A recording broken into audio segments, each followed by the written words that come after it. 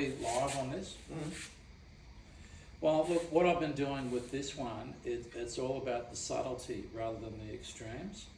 And over a period of time, I've been working with lower rockers, and I've taken that to the extreme where I hate dead flat boards. I just hate the look of them. They look like an ironing board, and I was never a big fan of the California fish when they first kicked off because they were so flat, especially in the entry.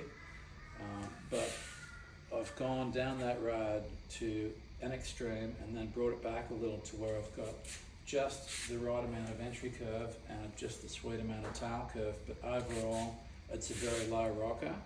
So low rocker is flat equals natural board speed. So a board like with a lot of banana in it, like a rocker curve like that one, you're pushing water each time that you're paddling. The water's got to get around that curve, and once you get it up and planing, it's a different story. And the curve equals turning. Like a lot of curve makes a board really turn well. Really flat gives you natural board speed. So again, we're talking about a compromise of the different forces to achieve a result. And my current quest with this particular design is in the subtlety of the laminar flow and the pressurization of the bottom. So I've found with this type of design, I only need a small amount of concave to get air underneath it. It's gathering air from up around here, but it's really, really subtle. And through the entry here, it's got, like I've always, for a long time, been using a chine, but this is becoming more of a kind of a V in the entry, but again, it's really subtle. Yeah. And then from here, this is a real departure from what I normally do.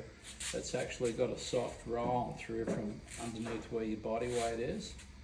And if you look really closely at that, you can see it's not a V, it's just it's a curve. Yeah. It's like a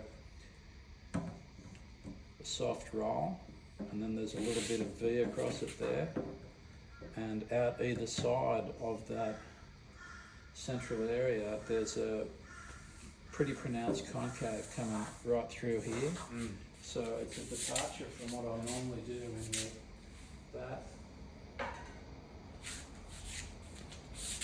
that kind of roll dome area through here is giving the board a certain type of lift, which is different to what concaves give a certain type of lift, which is pressurizing with air. With this one, it's just a different mix of the forces. And how do you think concave works with flex? So say how there's like a stringless bottom, which is going to create more flex in the tail.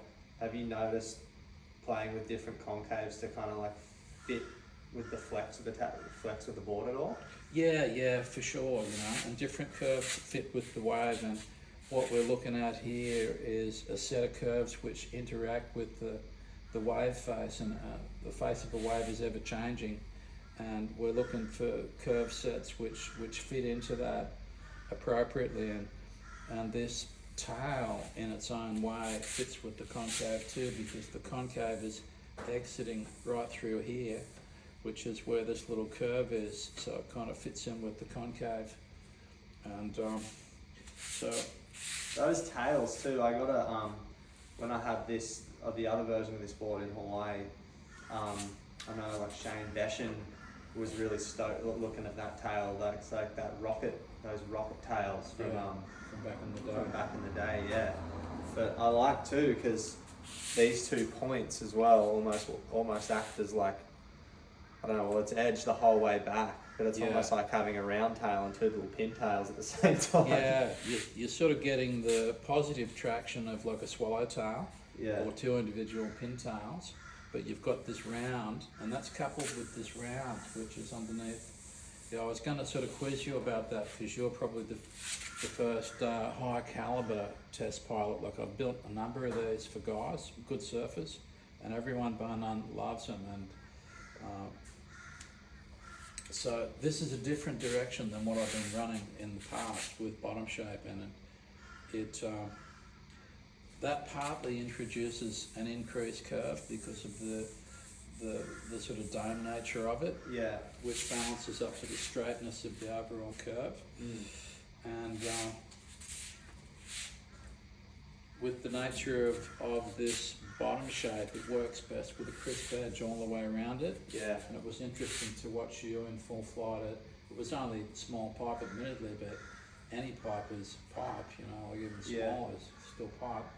And the rail form was handling the dredging, drawing off the bottom extremely well. Yeah. So that was really... It definitely, I feel like the hard edge handled the power really well. Yeah. Over there. It was something super soft. And I feel like a lot of boards that rock up to Hawaii with soft rails don't really end up going very well, just because of the power and the punch that the waves have over there. But for a pretty small little skateboard looking board, you could kind of like, it was handling the power really well. And then some boards with a lot of edge don't cut it over there as well. Yeah. Like I remember one of my early boards was a non-flex, deep concave board. I remember surfing Burley one year in a cyclone swell, and it was dredging like sand off the bottom, and the waves were just like sand faces. Yeah. And my board was actually getting sucked up the face, and it took a Herculean effort to get it back down and keep it connected with the wave, because I had hard edges, and the wave was gripping those hard edges and just taking me out and trying to throw me over with the lip. Wow. So it's a fine balance. So with these, the way that it's a really tucked edge all the way around, but it's got a crisp exit, is part of the formula. So it's a really subtle thing, like we were talking about the art of sanding, and in particular in laminating, and the sander has really got to read the shape and get the edge back exactly how it was to function the way that the designer has planned. And if you stand right here and look across it, you can see where it's got the slight concaves. These are like little jets running through here. Yeah. And because everything is functioning in terms of subtleties on this shape, that's quite marked, and you probably felt that jet stream effect when you were riding the thing. Definitely, and especially setting it up as a quad and not having a back fin in the middle of it, blocking the jet, blocking the water exiting through the tail of the board. The fin's actually right in the jet, which gives it, we're coming back to the birds and the fish analogy, where everything's in harmony with the water flow. Wow. And so this is definitely a quad fin board, and with no center fin. Like what I find with a quad fin is that you're only usually ever surfing one rail of the board at a time, unless on takeoff you might be coming down straight and there's 4 fins.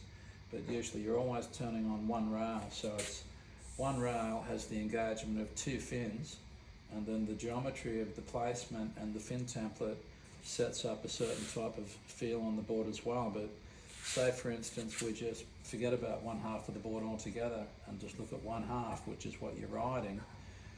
That sets up a more of a drivey type of geometry, and you've also got increased traction because you've got 2 fins in the wave face. So that allows, as a designer, me to use a much broader tail area, and that's how you kind of can get away with riding such a wide tail at like pipe, because we're talking about the engagement of 2 fins in the wave face. Holy. So so they're a different beast, quads, and I'm really hooked on them. I love them.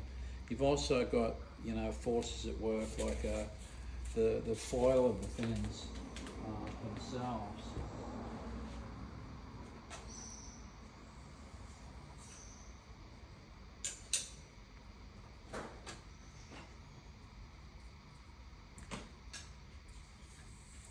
The foil of the fins themselves, like fins, like an aeroplane wing. This is like an aeroplane wing. If you look at that, it's got a high side and a low side, and what makes an aeroplane fly, airplane's going through the air, and it's splitting the air, and the air has to travel a longer distance over the high side of the foil, so it creates a low pressure pocket above that curving side of the foil. And that's actually what makes a plane fly. It's being sucked up into that low pressure pocket. And so when you put that on the rail of a surfboard, there's a low pressure pocket on this side, which is your aeroplane analogy. So it's actually helping the board to hold traction into the wave because it's being drawn into that low pressure pocket. Right.